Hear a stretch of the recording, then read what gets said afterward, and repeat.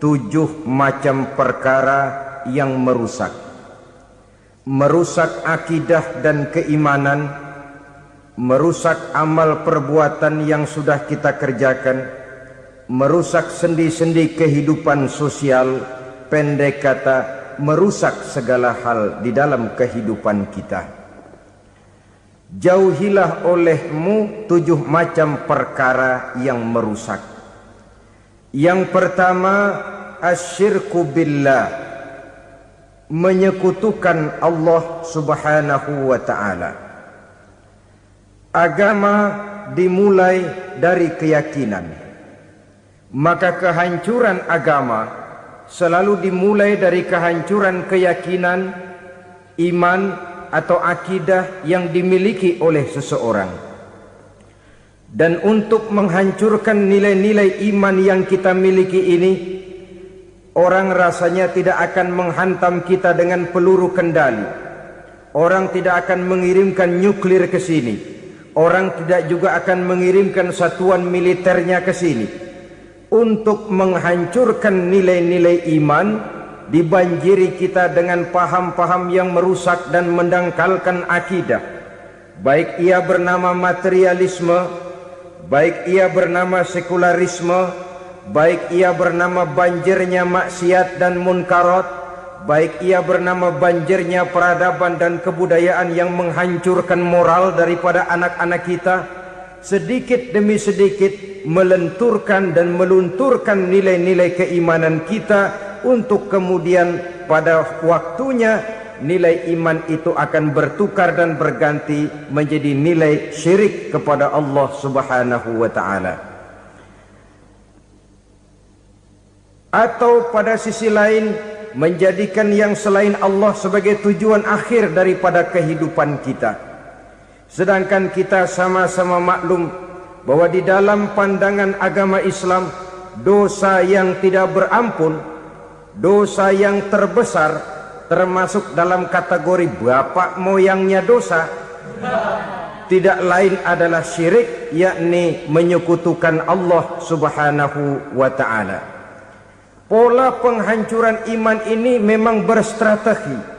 Ditawarkan kita kepada paham materialisme, paham kebendaan, di mana otak menempati urutan sebagai ranking pertama, Tuhan jatuh pada urutan kedua.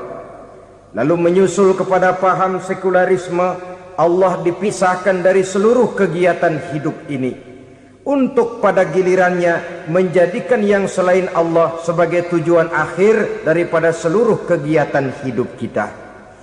Oleh karenanya, kewajiban menjaga nilai-nilai iman ini merupakan kewajiban yang mulia tetapi berat, tidak hanya untuk kita, tetapi juga bagaimana mewariskannya kepada anak-anak kita, generasi yang akan datang. Orang-orang tua bijaksana yang diceritakan di dalam Al-Quran, kalau sudah berpikir tentang anak-anaknya, pertanyaan yang paling mereka risaukan ialah, ma ta'buduna min ba'di. Anakku, kalau pada satu saat aku, ayahmu sudah tidak ada lagi di dunia ini, meninggalkan kamu semua, ma ta'buduna min ba'di, apa yang akan kamu sembah nak? Jikalau sekarang ayahmu masih mau ke masjid, masih mau melakukan rukuk dan sujud, masih beribadah menyembah Allah subhanahu wa ta'ala, kalau orang tuamu sudah tidak ada, ma ta'buduna min ba'di, masihkah engkau mau datang ke masjid? Masihkah engkau mau rukuk dan sujud?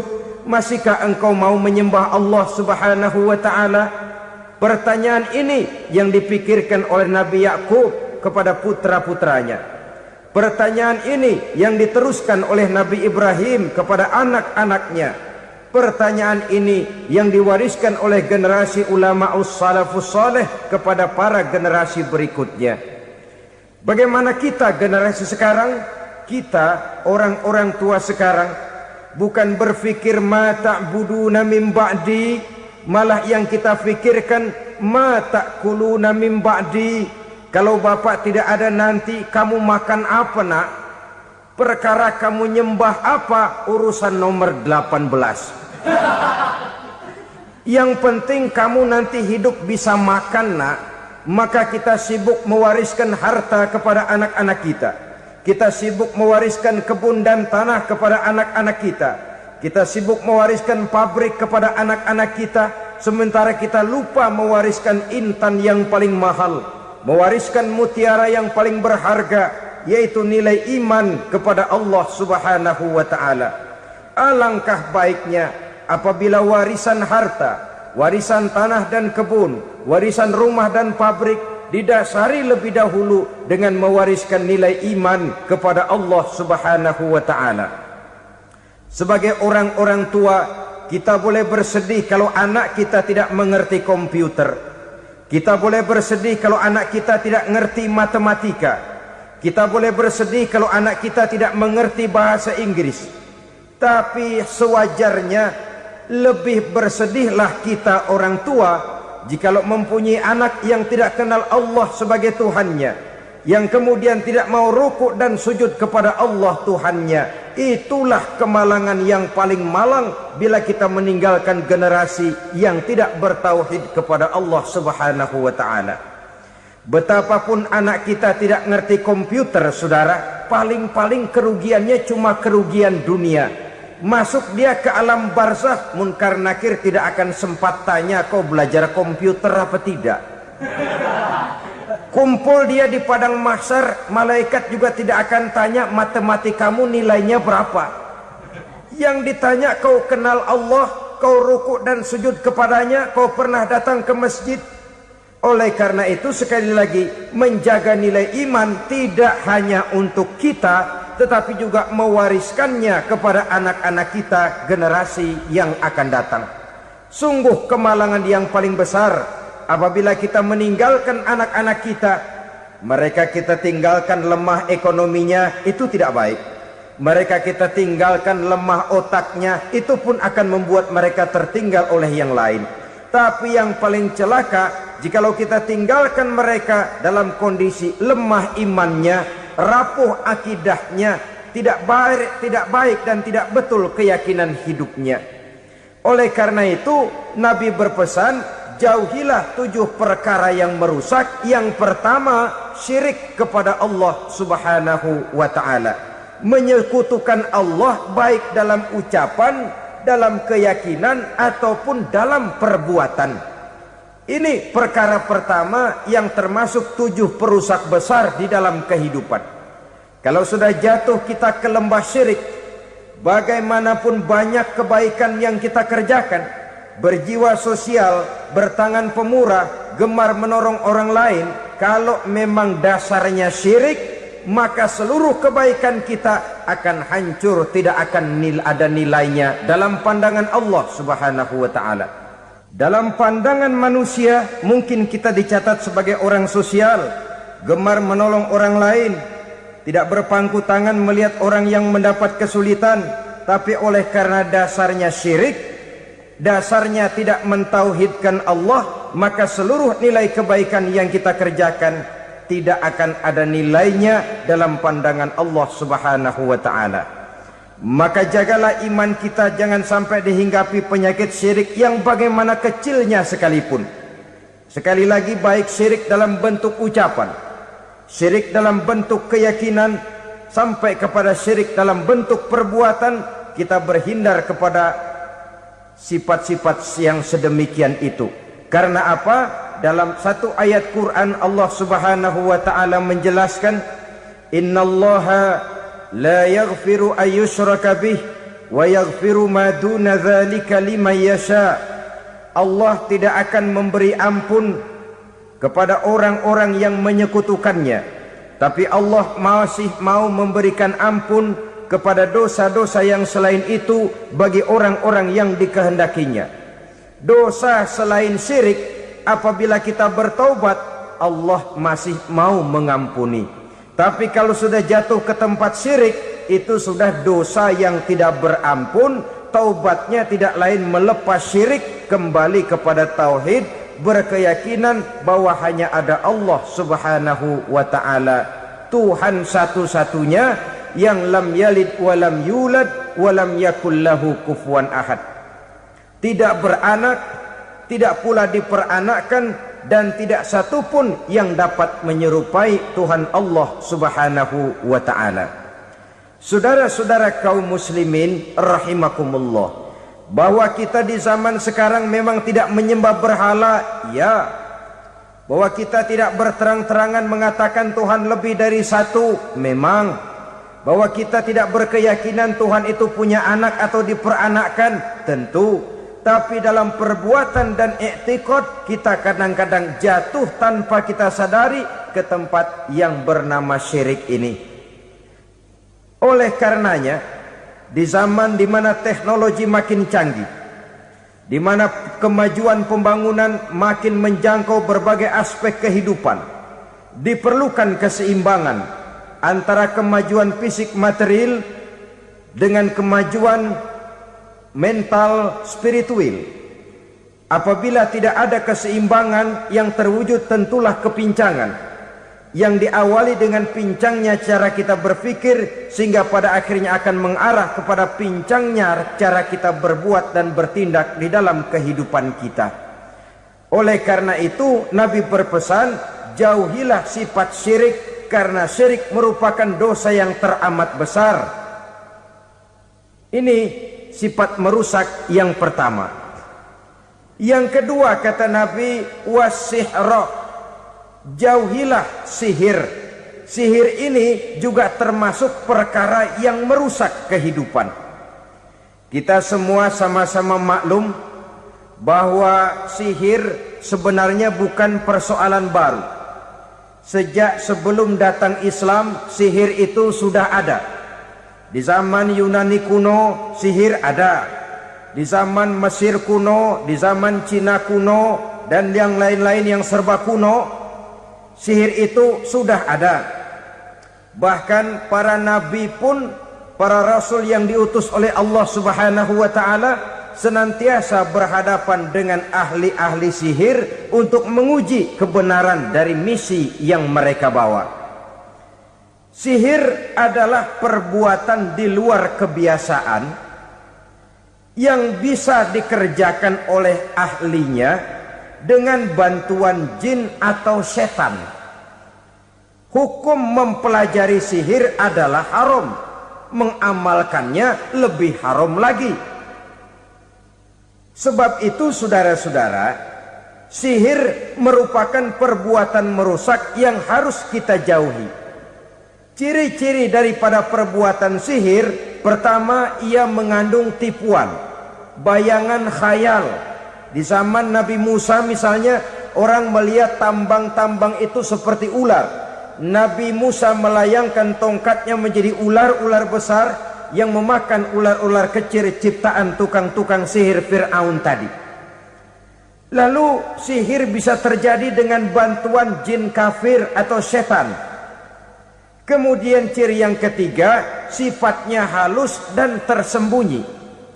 Taruh kata ada seorang ahli sihir yang mempergunakan ayat-ayat Quran sebagai jompa-jampe, sebagai baca-bacaan, itu cuma sekedar kedok. Tujuannya tidak lain menjadikan agama sebagai ketok untuk membenarkan cara yang dimurkai oleh Allah Subhanahu wa ta'ala. Satu hadis yang diriwayatkan oleh Imam Bazar dan Tabrani, Nabi berpesan, laisa minna man tatayyara lahu au takahhana au tukuhhina lahu au sahira lahu. Tidak termasuk ke dalam golonganku, kata Nabi. Tidak termasuk umatku. Siapa mereka? Man tatayyara lahu, orang yang bertatoyur. Apa tatoyur itu? Dari kalimat toyaro, artinya terbang. Toir biasa diartikan dengan burung. Tatoyaro percaya kepada suara-suara burung. Man tatoyaro lahu, mempercayai, meyakini dengan benar-benar kepada suara beburungan. Kan suka ada itu, nah bunyi burung tuh, maling liwat. Maling liwat. Burung bunyi, maling liwat. Itu termasuk tatoyyaro lahu, percaya kepada suara burung. Kan aneh kalau suara orang nggak dipercaya, suara burung malah dipercaya. Ada ustadz ceramah, kiai ngaji, nggak mau didengerin, burung dengerin bener.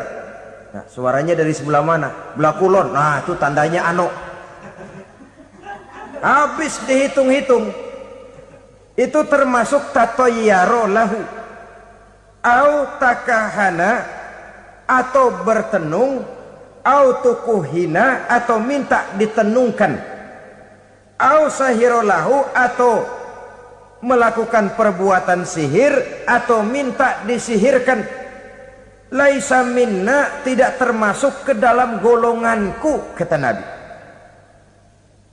Sehingga dengan demikian saudara-saudara, menghadapi sihir dengan sihir sekalipun termasuk perbuatan yang tidak diajarkan oleh agama.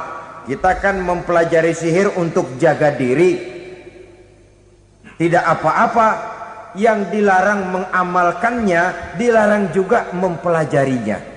Sebab orang kalau sudah mengetahui, biasanya lalu terangsang untuk mencoba. Kalau percobaannya berhasil, biasanya terangsang untuk coba lagi dan coba lagi. Pada akhirnya ketagihan, lalu beralih menjadi profesi, apalagi itu nanti bisa mendatangkan hasil uang. Saudara-saudara kaum muslimin rahimakumullah, kita manusia makhluk nyata. Kita hidup di alam nyata, terikat oleh sunnatullah, causality. Oleh karenanya, bagi kita keyakinan yang penuh, keikhlasan di dalam bertuhankan Allah, penyerahan diri sepenuhnya hanya kepadanya, itu sudah merupakan obat penangkal yang sangat ampuh agar kita tidak terkena penyakit-penyakit yang dibuat oleh setan dan para pembantunya. Sehingga beberapa ayat Quran mengajarkan, misalnya a'udzu bikalimatillahi tammati min syarri ma khalaq, atau bismillazi la yadurru ma'asmihi syai'un fil ardi wala fis sama, dengan menyebut nama Allah yang tidak bisa mendatangkan bahaya sedikit pun, dari baik yang datang dari langit maupun yang datang dari bumi. Jiwa yang kosong dari keyakinan yang penuh kepada Allah, jiwa yang penuh was-was dan ragu-ragu, itu yang mudah terserang oleh penyakit-penyakit yang dikerjakan oleh para tukang-tukang sihir, yaitu oleh setan dan seluruh para pembantunya. Kemudian hadis kedua yang diriwayatkan oleh Imam Ibnu Hibban, Nabi bersabda, la yadkhulul jannata mudminu khamrin wala mu'minu bisihrin wala qati'ur rahmin. Tidak masuk surga. Ini Nabi yang bilang, tidak masuk surga. Siapa itu? Pertama, mudminu khamrin, orang yang berkekalan dalam mabuk. Selalu mudminun itu sudah menjadi perbuatan rutinnya, tidak kapok-kapoknya, teler seumur hidup. Mudminu khamrin, tidak masuk surga orang yang selalu bermabuk-mabukan. Yang kedua, wala mu'minu bisihrin, orang mukmin tapi main sihir. Ini juga oleh Nabi diperingatkan, tidak akan masuk surga orang mukmin tapi suka main sihir. Wala qati'ur rahmin, dan tidak juga orang yang memutuskan silaturahmi.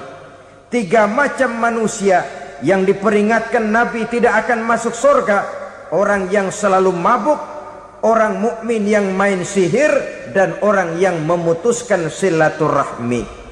Saudara-saudara kaum muslimin rahimakumullah. Lalu orang berkata, kenapa dilarang kita bersihir? Padahal Rasul sendiri kan punya mukjizat. Nah, kita memang harus membedakan antara mukjizat dengan sihir.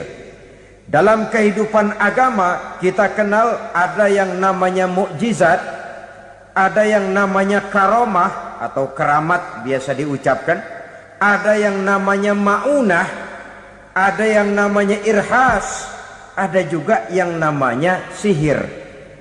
Kesemuanya ini berbeda, saudara-saudara. Yang dinamakan mukjizat itu khusus untuk para rasul saja. Satu kejadian luar biasa yang terjadi dilakukan oleh Rasul atas izin dari Allah Subhanahu wa ta'ala. Perbedaannya dengan sihir jelas. Sihir dari setan, mukjizat dari Allah. Sihir bisa dipelajari, mukjizat tidak.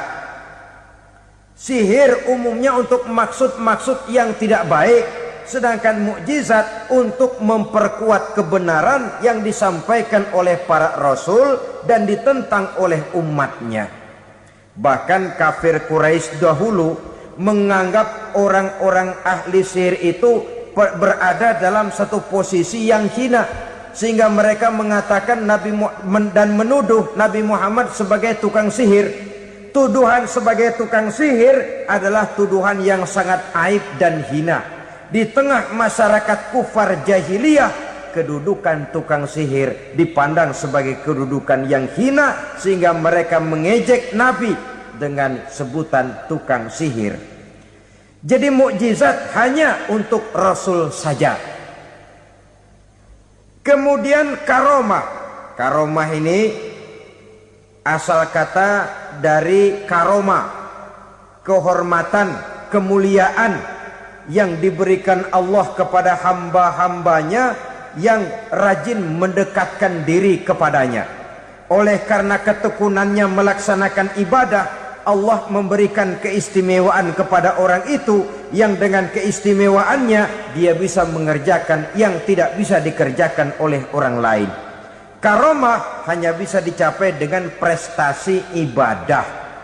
Kalau sihir, mau ibadah apa enggak, asal dia belajar, bersatu dan berteman dengan setan, memenuhi persyaratan-persyaratan setan, biasanya lalu bisa. Sedangkan karomah tidak mungkin terwujud tanpa orang mendekatkan diri sedekat-dekatnya kepada Allah Subhanahu wa ta'ala. Maka kita lihat biasanya orang-orang yang punya ilmu sihir, mukanya rata-rata nggak enak dilihat. Kumuh, jauh dari air wudhu, jauh dari sujud kepada Allah, malah berteman dengan setan, menjadi pelayan-pelayannya setan. Saudara-saudara, adapun maunah, keistimewaan yang diberikan Allah kepada hamba-hambanya yang belum sampai kepada tingkat wali, tapi orang itu lebih banyak kebaikannya daripada kesalahannya. Umpamanya, saudara jalan bertiga di pinggir jalan, saudara ada pada posisi di tengah, lalu bertiga ini ketabrak mobil. Menurut perhitungan saudara mati lebih dahulu, tapi terjadi hal yang aneh, dua teman saudara mati, saudara malah cuma luka dan lecet sedikit saja. Apa itu? Kalau kita lebih banyak kebaikannya daripada kesalahannya, itu yang dinamakan maunah, pertolongan yang diberikan Allah kepada hamba-hambanya yang lebih banyak kebaikannya daripada kesalahannya. Sedangkan yang dinamakan irhas, kejadian luar biasa pada diri seseorang pada waktu dia masih kecil, yang menunjukkan tanda-tanda keistimewaannya. Itu umumnya pada para nabi pada usia kecilnya sudah ada irhas, tanda-tanda istimewa. Jelas baik mukjizat, karomah, maunah maupun irhas berbeda dengan sihir. Sihir ini jelas saja merupakan bantuan dan persekutuan antara manusia dengan setan. Padahal setan, kata Allah dalam Al-Quran, innahu lakum aduwwum mubin, sesungguhnya setan bagi kamu adalah musuh yang sangat jelas. Saudara-saudara kaum muslimin rahimakumullah, di zaman sekarang dalam menghadapi beban kehidupan yang makin pelik, menghadapi stres yang tidak kunjung selesai, menghadapi persoalan-persoalan yang teramat berat, orang sering mencari jalan keluar kepada hal-hal yang menurut pendapatnya bisa meringankan beban moralnya itu. Pergilah dia mencari sesuatu yang dapat meringankan bebannya. Dan tidak jarang yang jatuh ke pangkuan tukang-tukang tenung, ke pangkuan tukang-tukang sihir, yang mereka itu oleh Quran dijelaskan kadzabal munajjimun walau sodaku. Tukang-tukang tenung, tukang-tukang sihir, mereka itu bohong walaupun benar. Maksudnya bohong walaupun benar artinya kalau yang mereka kerjakan benar itu sih kebenaran. Benar dengan kebenaran itu lain. Kebenaran, kebetulan bisa, tapi tidak untuk selalu. Apalagi kalau itu sudah membahayakan kehidupan orang lain. Jadi oleh karena itu Nabi berpesan jauhilah daripada sihir. Kalau sudah jauhilah dari sihir artinya ya jauhilah daripada mempelajarinya, jauhilah daripada bergaul dengan orang-orang yang ahli di bidang itu, karena dari pergaulan segalanya bisa menular. Baiklah saudara, ini yang kedua. Yang ketiga pesan Nabi, wa qatlan nafsil lati harramallahu illa bil haq. Membunuh orang lain dengan cara yang tidak benar. Membunuh orang yang diharamkan oleh Allah Subhanahu wa taala untuk melakukannya kecuali dengan alasan yang benar. Kita tahu Islam adalah agama damai. Sesuai dengan namanya, ia tidak dikembangkan dengan pedang dan kekerasan. Ia dikembangkan dengan keteladanan dan tuntunan moral. Oleh karena Islam bukan agama kekerasan, Islam pun tidak mementingkan dan mengajarkan kekerasan kecuali dengan alasan yang benar dan bisa dipertanggungjawabkan. Membunuh dengan sengaja, menghilangkan nyawa orang lain tanpa alasan yang bisa dibenarkan adalah merupakan dosa besar dan satu di antara 7 perkara yang bisa mendatangkan kerusakan dalam kehidupan dan yang hendaknya harus kita jauhi. Saudara-saudara kaum muslimin rahimakumullah, beberapa waktu yang lalu di sebuah kota kecil yang indah bernama New Auckland. Saudara tahu New Auckland? Itu dari Gunung Kidul masih ngidul lagi. Pernah diadakan satu seminar yang membicarakan bagaimana menyelamatkan masyarakat manusia dari bahaya Perang Dunia Ketiga. Diperkirakan kalau terjadi Perang Dunia Ketiga, manusia tidak akan tersisa. Sebab apa? Pada waktu itu cadangan nuklir yang dimiliki oleh bersama Amerika dan Rusia konon sudah sanggup memusnahkan 6 miliar manusia pada saat jumlah manusia baru 5 miliar. Jadi kelebihan nuklir dunia ini. Kalau terjadi Perang Dunia Ketiga, sulit manusia untuk tersisa. Maka dibahaslah di dalam seminar itu, wah, supaya tidak terjadi Perang Dunia Ketiga, maka perlombaan membuat senjata-senjata canggih, alat-alat pembunuh modern harus segera dibatasi. Dibahas, tidak mungkin kita membatasi perlombaan membuat senjata. Kenapa? Makin maju ilmu dan teknologi, makin canggih senjata yang ditemukan. Atom sudah meningkat menjadi nuklir, nuklir sudah meningkat menjadi neutron, dan kita tahu bom yang bernama neutron ini bom yang cukup membunuh tanpa perlu merusak. Artinya kalau dia diledakkan di kota kita ini, bangunan utuh, jembatan tidak ambruk, rumah-rumah tetap berdiri, tapi semua yang bernama hidup mati. Itu katanya lebih sopan dari bom atom. Sebab kalau si atom ini sudah membunuh, merusak pula. Neutron cukup membunuh saja tanpa perlu merusak. Jadi majunya senjata-senjata teknologi sebagai akibat yang logis dari kemajuan ilmu pengetahuan ini tidak bisa kita batasi. Dan memang sebenarnya yang bahaya bukan senjatanya, tapi manusia yang mengendalikan senjata itu. Mereka kembali kepada prinsip the man behind the gun. Bukan senjatanya yang bahaya, tapi manusia yang mengendalikan senjata itu yang bahaya. Walaupun senjatanya modern, katakanlah model M16 umpamanya, kalau yang mengendalikannya orang beriman, insya Allah aman. Tapi biar megang cuma senapan angin, kalau yang megang orang brutal, ngeri kita deket-deket. Apalagi kalau memang bukan ahlinya menggunakan senjata, bisa ngeker kaki kena jidat.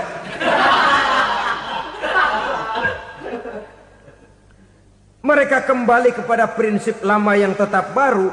Bukan senjatanya yang harus dibatasi, manusia yang mengendalikan senjata itu yang perlu dibicarakan. Nah, kalau begitu, agar manusia tidak mempergunakan senjata sewenang-wenang, apa yang harus kita lakukan?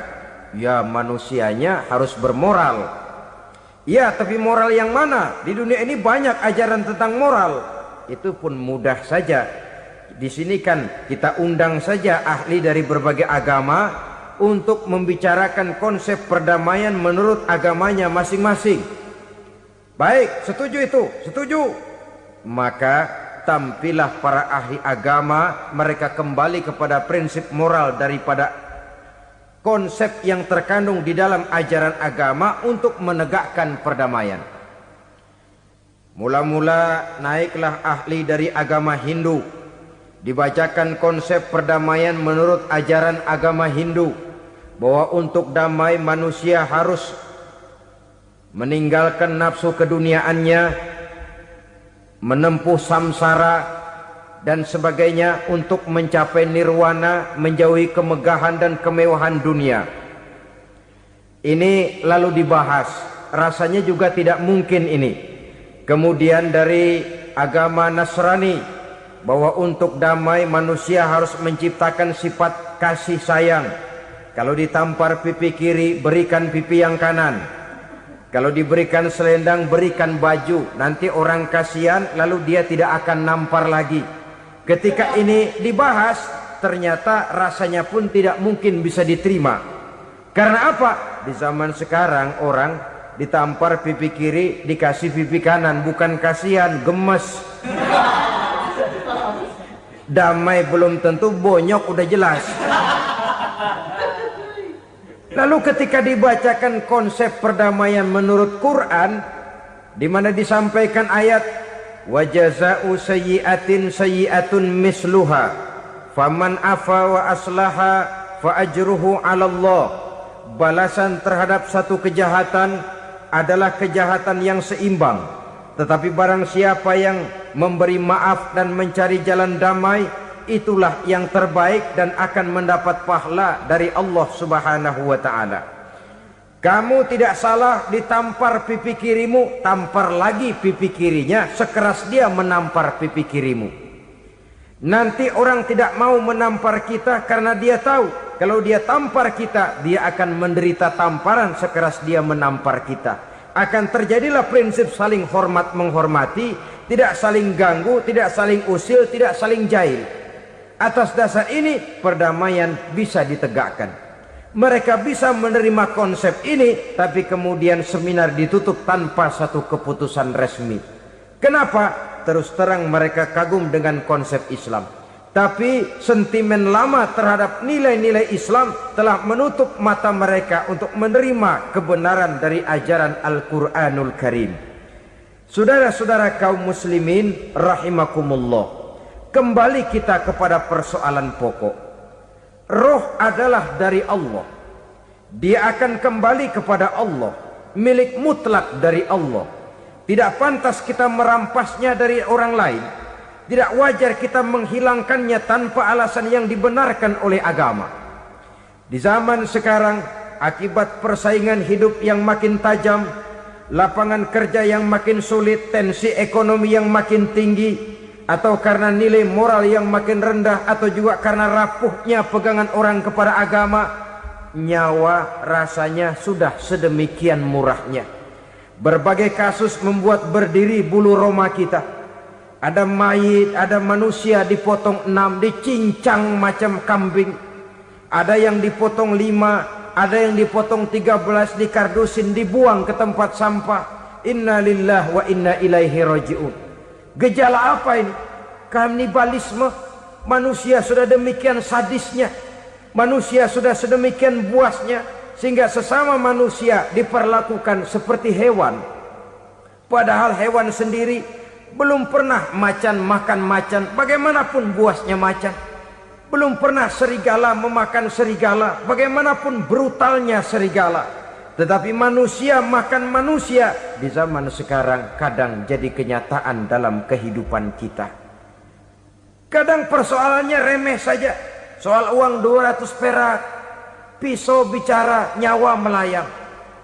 Soal rokok sebatang, celurit bicara, nyawa melayang.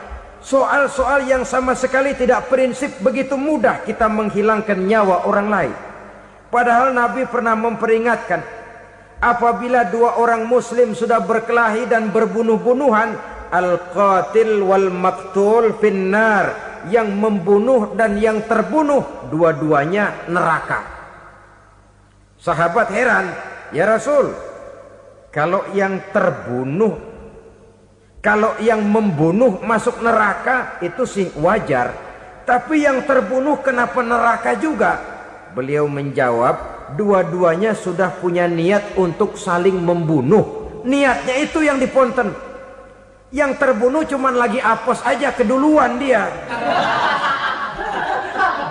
Umpama tidak terbunuh, pasti dia yang akan membunuh. Oleh karenanya al-qatil wal maktul, yang membunuh dan yang dibunuh finnar, dua-duanya masuk ke dalam neraka. Islam menghormati kehidupan, tidak hanya terbatas kepada sesama muslim. Orang-orang yang berlainan agama pun yang mau hidup berukun, damai, berdampingan dengan umat Islam, jiwa mereka, darah mereka dilindungi oleh nilai-nilai Islam yang disebut dengan kafir zimmi ini. Mengganggu mereka sama saja dengan mengganggu aku, kata Nabi. Jadi oleh karena itu, sayangilah sesama. Kehidupan adalah anugerah Allah, bukan wewenang kita untuk mencabutnya dari orang lain, bukan wewenang kita untuk merampas dan menghilangkannya dari orang lain. Apa yang tidak enak terjadi pada diri kita, begitu pula lah apabila terjadi pada diri orang lain. Sehingga Nabi mengatakan, la yu'minu ahadukum hatta yuhibba li akhihi ma yuhibbu li nafsihi. Belum dikatakan beriman seseorang kamu apabila dia belum mencintai saudaranya seperti ia mencintai dirinya sendiri. Apa yang enak dirasakan oleh orang lain, enak juga dirasakan oleh dia. Mengukur orang lain dengan diri sendiri. Kalau orang lain tanpa salah saya fitnah, kalau saya tanpa salah difitnah orang, enak apa enggak? Enggak, orang lain juga begitu. Kalau orang lain tanpa salah saya tempeleng kepalanya, enak apa tidak? Tidak. Orang lain juga begitu. Yang tidak enak terjadi pada diri kita, tentu tidak enak juga kalau terjadi pada orang lain. Mengukur orang lain dengan diri sendiri, sehingga tidak timbul sifat egois, tidak menari di atas bangkai orang lain, tidak mendirikan kebahagiaan di atas untayan air mata orang lain. Sehingga dengan demikian saudara-saudara, dia bisa menghormati kehidupan, menghormati orang lain sebagaimana dia ingin dihormati. Inilah perbuatan ketiga yang merusak, membunuh orang lain dengan yang diharamkan Allah tanpa alasan yang benar. Yang ketiga. Kemudian yang keempat, perbuatan merusak wa aklar riba, makan riba. Hidup adalah tolong menolong. Bahasa kerennya take and give katanya. Saling memberi dan saling menerima. Nabi mengajarkan man kuraba kurbatan min kurabid dunya karaballahu lahu kurbatan min kurabi yaumal qiyamah.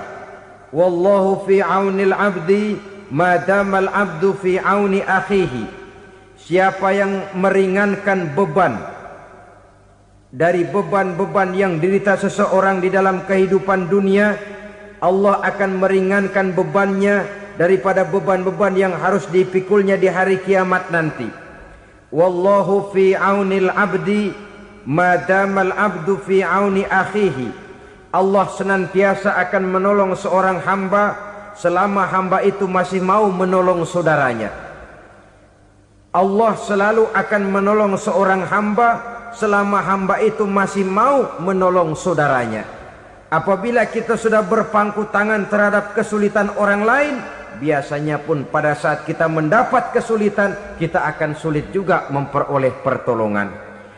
Nah, riba alias renten, kedoknya adalah menolong orang, tapi sama juga bulu buntutnya dilepas, palanya dicekek.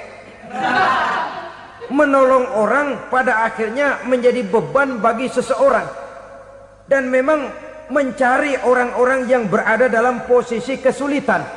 Biasanya di daerah-daerah di mana musim paceklik jadi lapangan kerja sulit, sedangkan urusan perut tidak bisa ditunda, akhirnya orang terjebak ke dalam rentenir, ke dalam riba, ke dalam renten, bunga berbunga, sehingga satu saat jumlah bunganya bisa lebih besar dari jumlah pinjaman pokoknya. Kemudian kalau juga ternyata tidak bisa dibayar, rumah jadi taruhan. Memang rumah satu-satunya, begitu rumah ditarik mulain camping. Bukankah pada akhirnya akan mewariskan kesengsaraan? Oleh karena itu, kepada kita berusahalah jangan berhubungan dengan rentenir, jangan makan renten dan riba. Kepada mereka yang melaksanakan riba, walaupun mendatangkan keuntungan materi, tapi percayalah harta yang didapat dengan jalan riba tidak akan membawa keberkahan. Manakala tidak membawa keberkahan, dia tidak akan mendatangkan ketenangan di dalam kehidupan kita. Oleh karenanya, memakan harta riba termasuk perbuatan yang merusak sendi-sendi kehidupan sosial, merusak kehidupan orang lain, merusak kehidupan masyarakat, tetangga, pergaulan, dan sebagainya. Yang kelima, wa akla malil yatim, memakan harta anak yatim dengan cara yang zalim. Nih, memang lezat. Anak yatim itu nggak tahu urusan apa-apa. Kita diamanahkan untuk mengurusinya. Kadang-kadang dibentuklah panitia penyantunan yatim piatu. Yatimnya mah tetap kelaparan, panitianya yang pada gendut.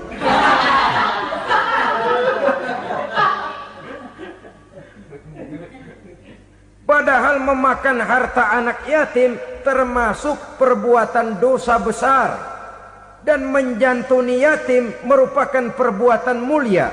Nabi mengatakan, ana wa kafilul yatim kahataini yaumal qiyamah. Aku dan orang-orang yang menyantuni anak yatim seperti dua jari ini pada hari kiamat nanti. Dekat sekali.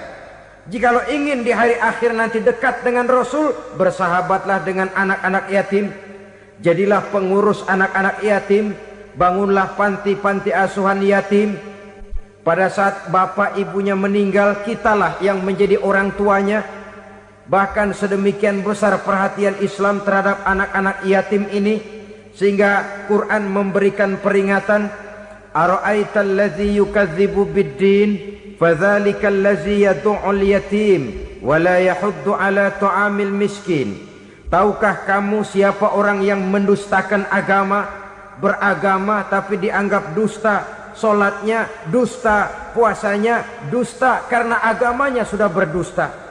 Siapa mereka? Fazalikal ladzi yad'ul yatim, orang yang menyia-nyiakan anak yatim, wala yahuddu ala ta'amil miskin, dan tidak pernah memberi makan kepada orang-orang yang menderita kemiskinan, menyia-nyiakan, meninggalkan anak yatim, termasuk perbuatan yang divonis kita sebagai orang yang mendustakan agama. Saudara-saudara kaum muslimin rahimakumullah, maka sangat dicela mengeksploitir anak-anak yatim, menjadikan mereka sebagai kedok untuk mencari kekayaan pribadi. Tetapi jikalau ikhlas, ganjarannya sangat besar, nilai pahalanya sangat besar. Menyantuni yatim tidak hanya setahun sekali. Kalau Muharram pakai istilah lebaran yatim, dibentuklah panitia, diberilah beras, uang 4-5 ribu rupiah, alhamdulillah. Tapi jangan lupa, si yatim tidak hidup cuma satu hari. Dia tidak hidup cuma di bulan Muharram saja, dia hidup 12 bulan dalam setahun. Sebagaimana anak-anak yang lain, dia juga berhak punya masa depan. Dia juga berhak menikmati bangku sekolah. Dia berhak mengenyam arti dan makna pendidikan. Dia berhak membekali diri dengan ilmu dan pengetahuan seperti halnya anak-anak yang lain.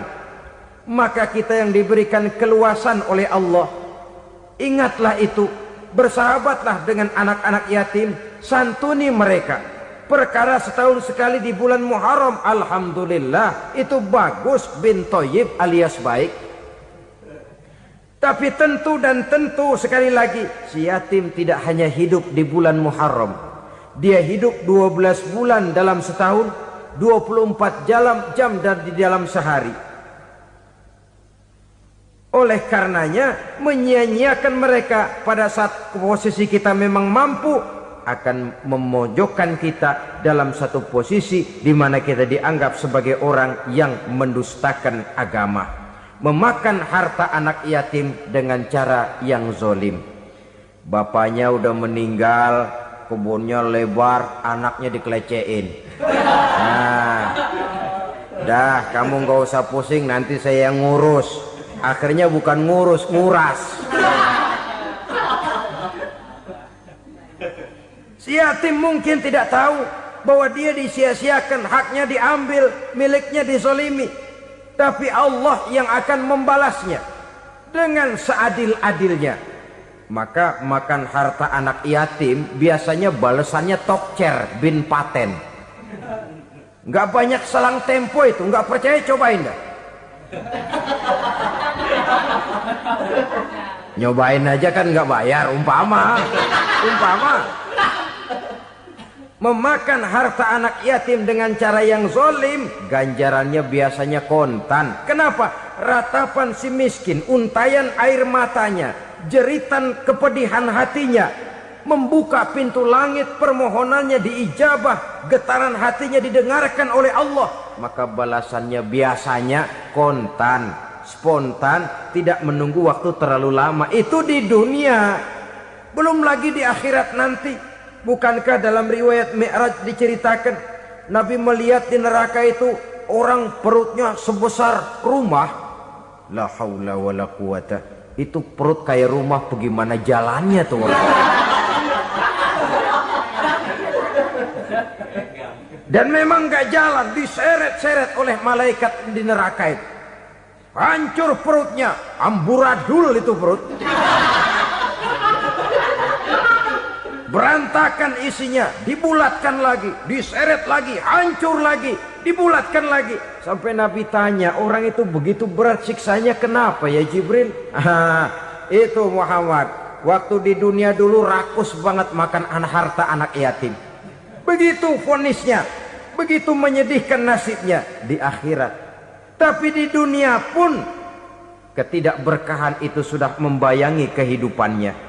Oleh karena itu, kepada saudara-saudara yang mendapat titipan anak yatim, berbahagialah, karena semulia-mulia rumah adalah rumah yang di dalamnya ada anak yatim yang disantuni. Sehina-hina rumah adalah rumah di mana di dalamnya ada anak yatim yang disia-siakan. Begitu kata Nabi kita. Rumah yang paling mulia dalam pandangan Allah, rumah yang di dalamnya ada anak yatim yang disantuni. Rumah yang paling hina dalam pandangan Allah, rumah yang di dalamnya ada anak yatim yang nasibnya disia-siakan.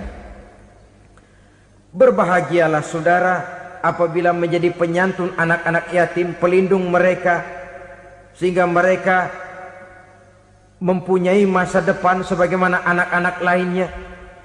Rasulullah sendiri sedemikian peka terhadap keadaan anak-anak yatim karena beliau sendiri memang mengalami umur 6 bulan dalam kandungan ibu, beliau sudah ditinggalkan oleh ayahnya. Pada saat berusia 6 tahun ibu sudah meninggal. Yatim piatu dalam usia di mana beliau sedang perlu belas kasih seorang ibu dan pengertian seorang bapa.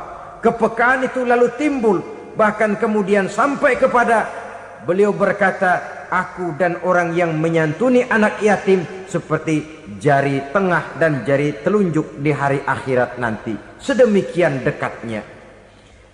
Baiklah ya, jadi yang kelima, memakan harta anak yatim. Jauhi karena ini perbuatan yang merusak. Yang keenam, watawalli yaumaz zahfi, melarikan diri pada hari pertempuran. Apa ini? Khianat. Tidak konsekuen dengan konsep perjuangan. Pada mulanya keras benar teriak, berantas korupsi, ganyang korupsi. Cuma karena belum dapat giliran. Begitu dia naik dapat kesempatan, korupsinya lebih edan dari yang diteriakinya. Ini termasuk tawalli yaumaz zahfi, berpaling pada hari peperangan. Di saat menghadapi musuh, kalau belum kelihatan musuh, teriaknya nyaring bener. Jangan takut demi kebenaran sampai titik darah yang paling penghabisan. Musuh belum kelihatan. Begitu musuh sudah kelihatan, paling dulu lari ke belakang. Kalau diajak berjuang ada saja alasannya. Sehingga Quran memberikan peringatan kepada kita semua. Mengapa kamu ini berat? Kalau sudah diajak berjuang di jalan Allah, kakimu seperti terhunjam berakar di perut bumi. Berat untuk melangkah berjuang. Lari dari pertempuran tidak konsekuen dengan konsepsi perjuangan. Mau enaknya saja. Dalam kondisi yang sulit lalu berpangku tangan. Ini termasuk ciri munafik yang di dalam Al-Quran disindir dengan bahasa kullama adha'a lahum masyaufi wa iza azlama alaihim qamu. Waktu terang mereka jalan, giliran gelap mereka mandek. Artinya, maksudnya kalau giliran ada untungnya aja rame-rame teriak Islam. Tapi begitu diminta berjuang, dituntut berkorban, rame-rame mundur. Waktu dilihat di Islam ada untungnya, rame-rame teriak Islam. Pak, saya Islam banget, Pak. KTP saya Islam, Pak. Pokoknya Islam banget dah. Tapi ketika diminta berjuang, dituntut sedikit berkorban, rame-rame mengundurkan diri. Tahun 65 PKI berontak. Waduh, waktu itu jadi orang Islam untung itu. Nggak dikejar-kejar, aman. Masjid rame, mobil-mobil mewah parkir di depan musola dan masjid. Kenapa? Waktu itu asal udah ke masjid aman. Islam selamat, untung. Tapi begitu keadaan aman, yang parkir di musola sepeda butut melulu.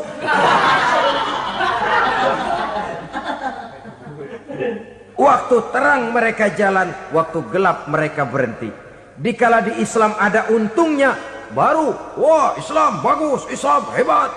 Tapi waktu dilihat ada kerugian, jangan bawa-bawa Islam dah.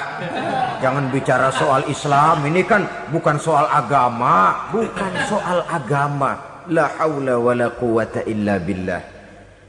Beragama kita ambil talfik fid din, mengambil yang enteng-enteng saja dalam urusan beragama ini. Tidak konsekuen kita dengan Islam kita. Seolah kita mau memilih mana yang terasa cocok sama selera kita, kita teriak Islam. Beratan aja dikit, rame-rame berpaling. Itu termasuk tawalli yaumaz zahfi.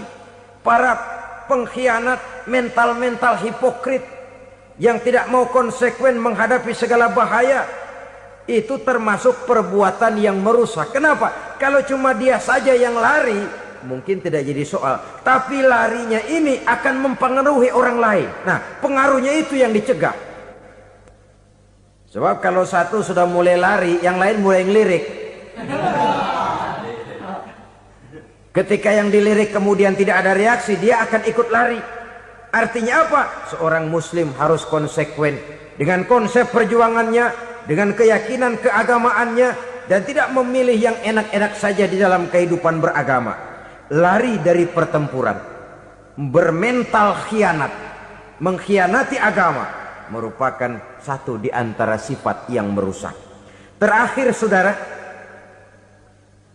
wa qazfal muhsanatil ghafilatil mu'minat, menuduh perempuan baik-baik yang tidak tahu menahu tentang tuduhan yang dituduhkan kepadanya, menuduh perempuan mukmin yang baik-baik yang tidak tahu menahu tentang tuduhan yang dilakukan kepadanya. Fitnah lebih bahaya daripada pembunuhan. Orang yang tidak salah bisa hancur namanya, orang yang berniat baik bisa ambruk perjuangannya oleh karena fitnah. Sehingga dikatakan al-fitnatu asyaddu minal qatli. Fitnah lebih bahaya daripada pembunuhan. Maka memfitnah ini termasuk satu dosa di antara 7 hal merusak yang harus kita jauhi semampu kita, semampu-mampunya. Mengupayakan sebisa-bisanya jangan sampai terjebak ke dalam hal yang demikian. Nah, saudara-saudara, inilah saja pertemuan kali ini. Mudah-mudahan ada manfaatnya. Semoga Allah memberikan kekuatan zahir dan batin kepada kita untuk bisa menjauhi 7 perkara yang merusak ini. Selalu berusaha menyimpan sesuatu yang bisa membawa manfaat, baik untuk dirinya, untuk anak cucunya, maupun untuk keluarganya, untuk masa kini dan masa depannya. Kadang simpanan itu berbentuk uang, kadang berupa tanah, lain saat berbentuk pabrik, dan lain sebagainya. Sementara masa depan yang paling pasti adalah akhirat. Jika untuk masa depan dunia kita rela memeras keringat, membanting tulang, pergi pagi dan pulang petang, menyimpan uang, menyimpan tanah, menyimpan pabrik, pernahkah kita merenung jika satu saat kiamat datang, kita dibangkitkan dari kubur masing-masing, berdiri di padang mahsyar untuk mempertanggungjawabkan seluruh kegiatan hidup kita di dunia ini, lalu kita akan menuju ke alam akhirat. Sudahkah kita mempunyai simpanan untuk akhirat kita? Pada pertemuan kali ini saya ingin menyampaikan sebuah hadis di mana Rasulullah sallallahu alaihi wasallam bersabda, arba'un min kanzil jannah. Simpanan sorga ada 4 macam. Yang pertama, ikhfa'us sadaqah, menyembunyikan sedekah. Saudara-saudara kaum muslimin, sebagaimana yang kita maklum bahwa Allah Subhanahu wa taala melebihkan sebagian rezeki dari kita terhadap yang lain. Ada yang kaya, ada yang setengah kaya, ada yang miskin, ada yang setengah miskin, dan selanjutnya. Ada yang gajinya kecil tapi penghasilannya gede. Ada yang penghasilannya gede tapi nggak punya gaji.